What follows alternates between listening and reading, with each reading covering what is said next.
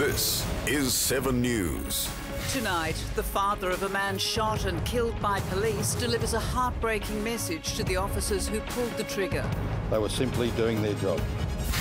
A shark feeding frenzy as a new whale carcass is towed away from Perth beaches. Perth's violent storms. 3 people survive being struck by lightning. And the voice of cricket still smiling, despite a real battle against skin cancer. From the studios of 7 Perth, Rick Arden and Susanna Carr. Good evening and welcome to 7 News. The family of a man shot dead by police in a hostage standoff in Carlisle say they have nothing but respect for the officers involved. In a courageous and moving statement, Brendan Lindsay's father also expressed his deep sadness for the innocent deli worker injured. His son held her captive with a knife to her throat before police opened fire and killed him. A warning, the following report has been carefully edited, but some of the content may still prove confronting. The past 2 days have been the worst of John Lindsay's life. He watched as his son dragged a woman from a Carlisle deli with a knife to her throat, watched as police surrounded him with guns drawn, and watched as they opened fire.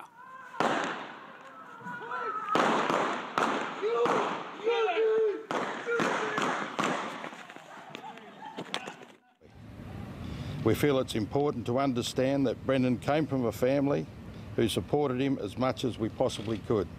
We all loved him dearly.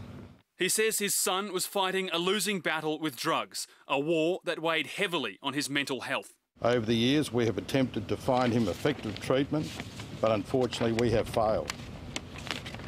There have been many occasions where we have sought help for Brendan. Unfortunately, the mental health system in Western Australia was unable to be of any long-term assistance. Mate, drop the knife. I'm trying. Let her go, mate. Drop the knife. Let her go. His family believe he was experiencing severe delusions and paranoia when police opened fire. This video doesn't show him being hit. We wouldn't show it if it did.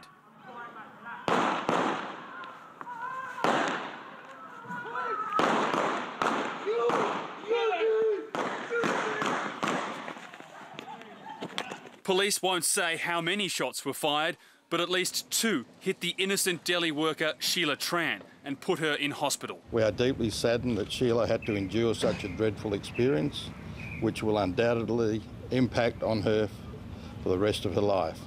We are thankful that she will survive this ordeal. Perhaps what's most surprising is that the family say they have nothing but the utmost respect for the police who were here on Saturday. They say they understand the preservation of the hostage's life was paramount, and given the circumstances, they were only doing what they were trained to do.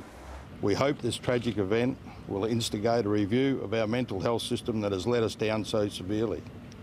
We hope changes will be implemented in order to improve the outcome and level of support for those suffering mental health issues. The family was also left deeply saddened after a woman threw bouquets of flowers they'd left for Brendan at the deli in the bin. They left a note for her saying they understand her anger, but they should be allowed to grieve in their own way.